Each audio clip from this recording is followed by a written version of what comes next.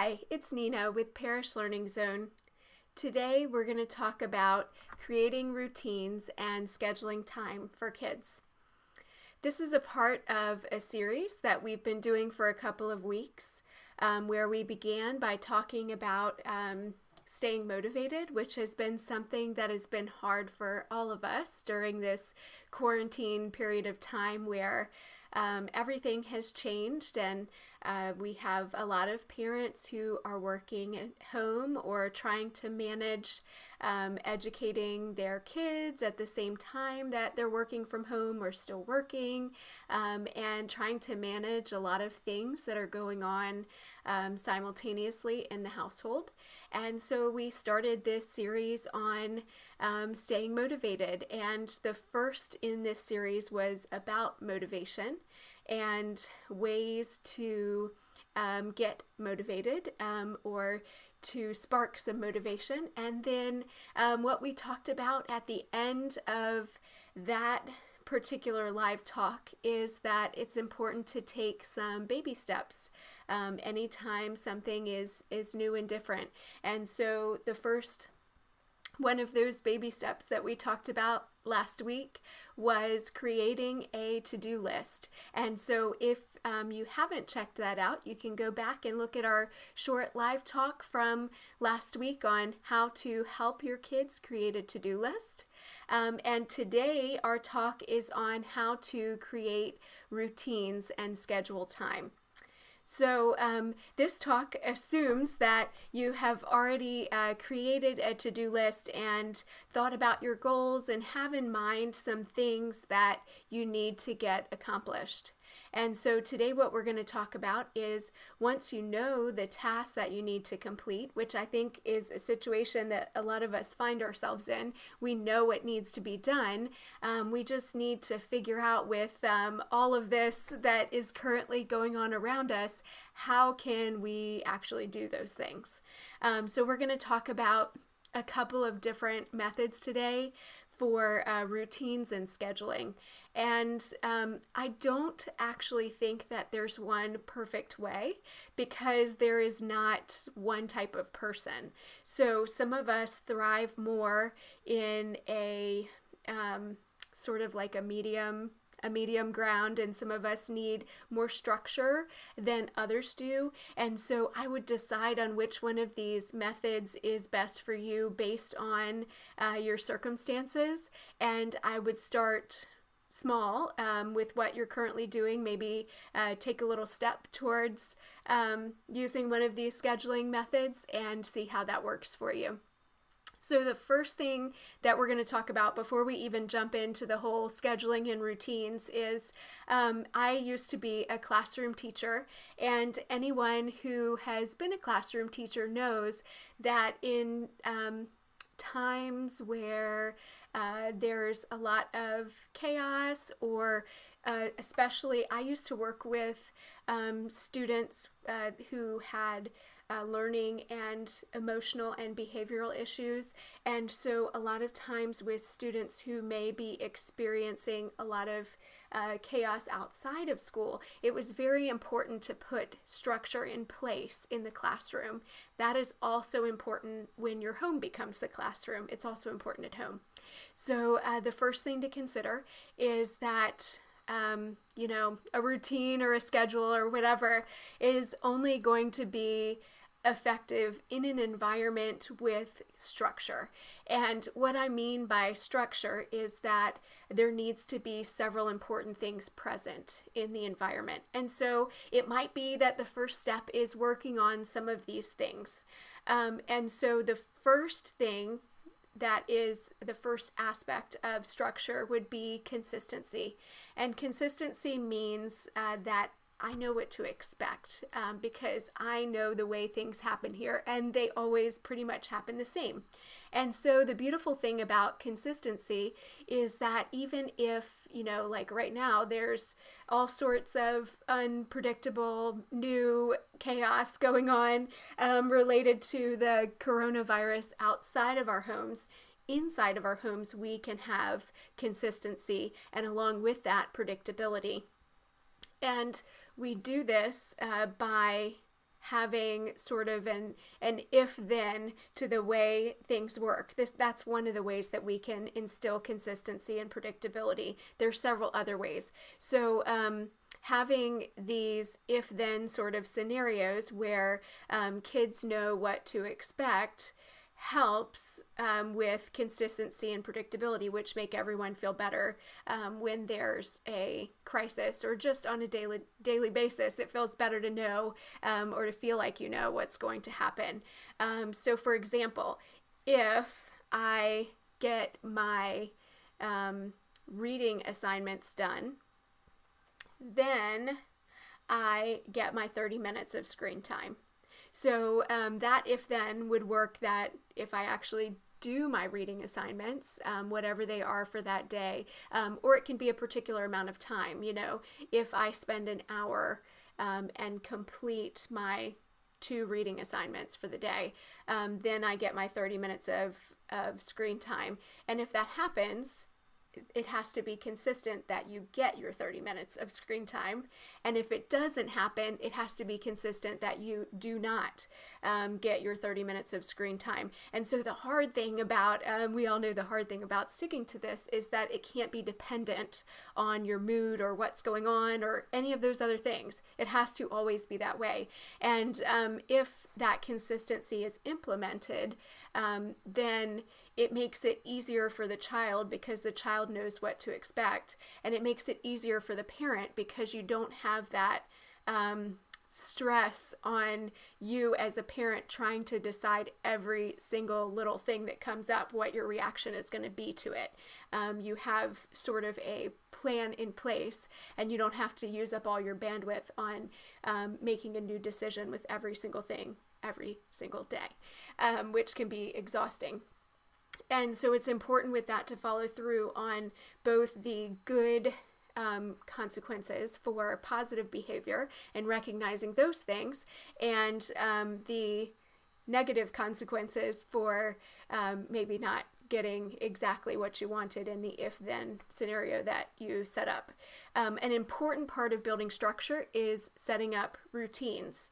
And I think it's important to mention here that an important aspect of a routine, it's not just for schoolwork. So it's to make sure that all the things that are valuable to you are fit within a day. So I think that outside time should be included in a routine because that's important to me. It makes me feel better. I think that there should be a routine around certain essential parts of the day, like mealtime. We sit down and we eat 3 meals. We don't snack all day because that makes us feel terrible and then we run out of food. We sit down and we have 3 meals, and that's our routine, and here's approximately when we're going to do that. There can also be a routine that, exercise is done at a certain time, or you go on a family walk or a family bike ride. Those things can be built into a routine. There can be a routine for schoolwork, like it's completed at a certain time each day. And the routine is important because your schedule, if you decide to have a schedule on top of the routine, is going to be built. The blocks of time are going to be built into that existing routine so that it's easy and possible to implement.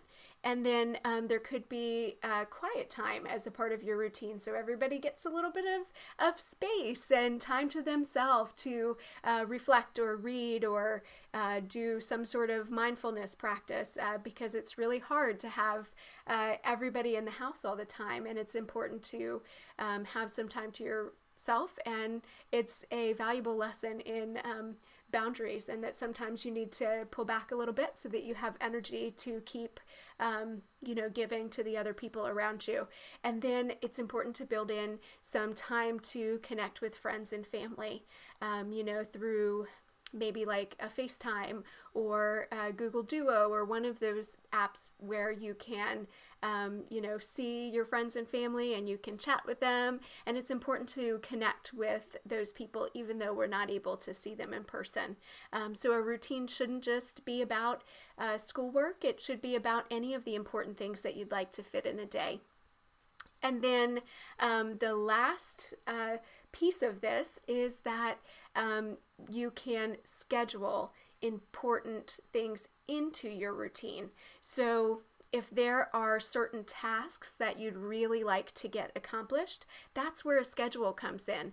And like I mentioned before, I don't feel like everybody has to have the same schedule. Some people benefit from a very strict schedule. And I saw a lot of those, floating around on Pinterest and Facebook. And I do think it's really important to have a consistent routine. I don't think everyone needs a extremely strict schedule where every moment is blocked with a certain task to do. We will look at time blocking in just a minute as one of the options. Before we go into the different scheduling options for, we'll say, different tasks or personality types, or perhaps you would go through these scheduling options in order to get things done. It's possible to do more than one of these scheduling options. The first thing we need to talk about is priorities. If you don't have priorities, it's going to be really hard to create an effective schedule because you're going to get sometimes stuck focusing your attention on things that aren't the most important things. Probably because those things are the loudest things or the things that are right in front of you. So I'm going to pull up something called the Eisenhower Matrix. And here it is. The Eisenhower Matrix is a tool that you can use with your kid to help them prioritize. It is actually intended for adults, so you can also use it yourself. Here you go. This can help you to get your work done from home. So there's 4 different parts of this matrix.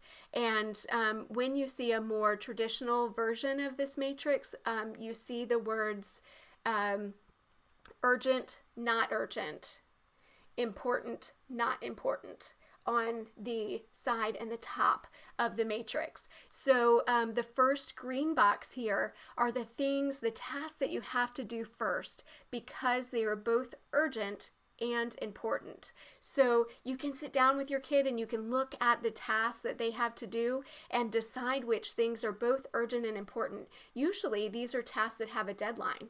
So things that are going to be due very soon, or that will have a deadline and it's approaching.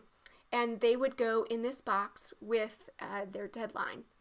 And they need to be things that are important to get accomplished for a reason, like they're due at school. And the deadline needs to be approaching. And these would be the things that you would focus on today or tomorrow from your to-do list in your schedule. And then the second blue box, you see that it says schedule. These are things that are less urgent but still important. So maybe you have a big project and there's one task that you need to do today. That would go in the green box. But then there's 6 more parts to it that need to be done later on. That would go in the schedule box. Eventually, when you schedule beyond a day, you may schedule these things out for, a week from now, a month from now. We need to plan to get them done, but we don't need to do them today. That's what the blue priorities would be. And in this Eisenhower Matrix, you want to spend most of your time in the green and blue zone. And then the red and yellow zone down there, those things, that's where you don't want to spend very much time. But a lot of time we get stuck here. So a lot of times we get stuck in this yellow box that you'll notice says delegate above it. And these things seem really urgent, but they're not really that important. And a lot of times these urgent but not important things pop up and we think we need to attend to them right away.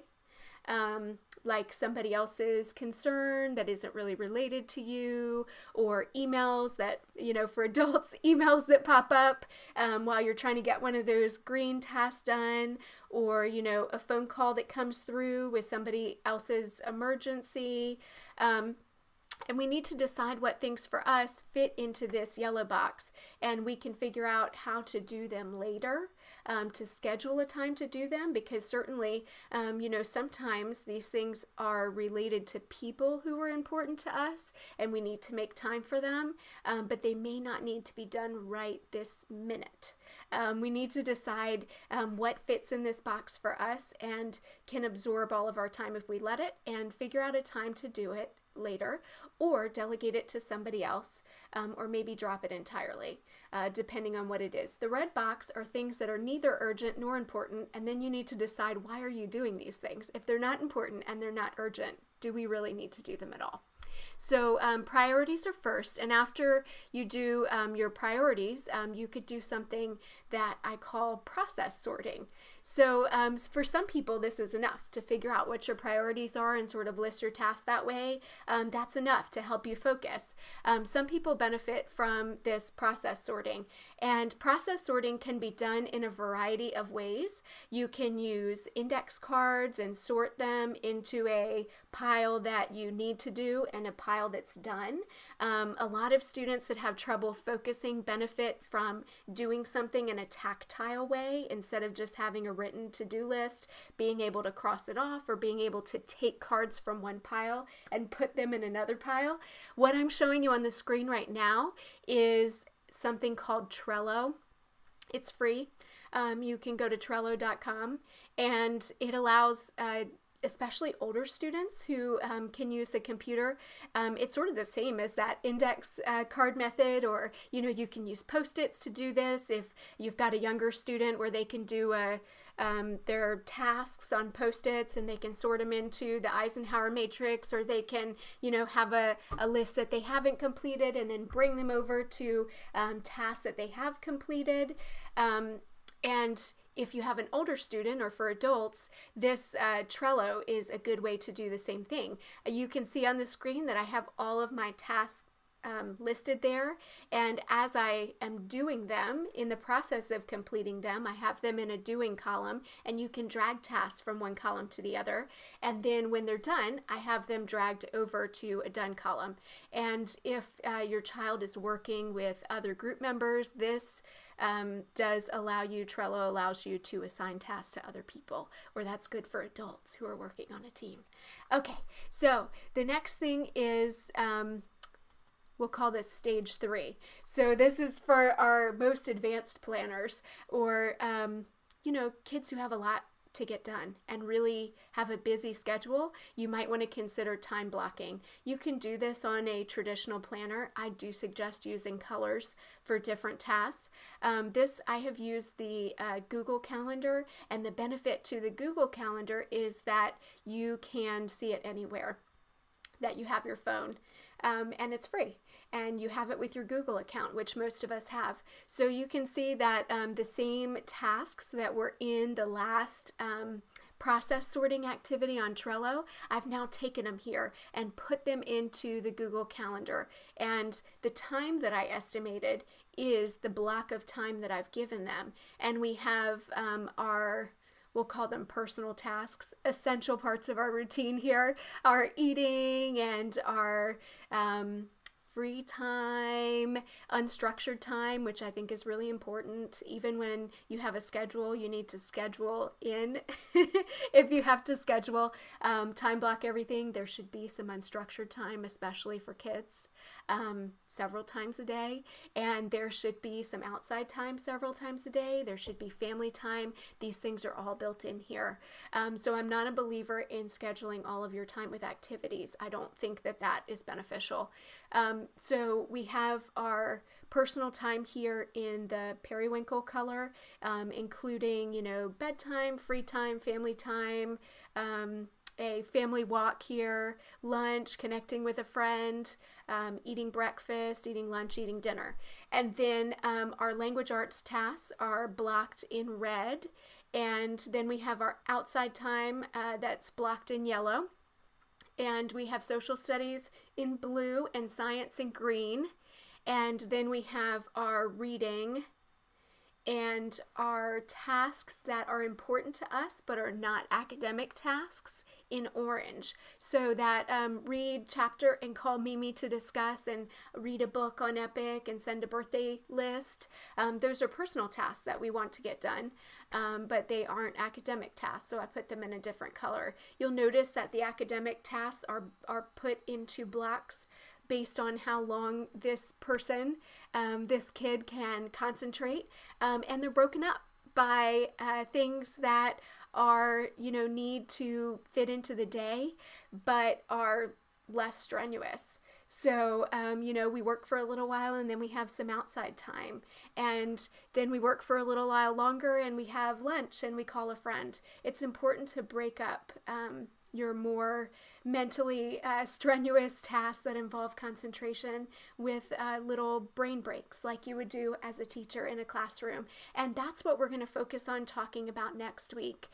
We're going to talk about how when you decide a particular task to focus on, how can you stay focused during that time? So thank you so much for joining us today. I hope that you'll try some of these scheduling methods. And today we showed you how to schedule for a day.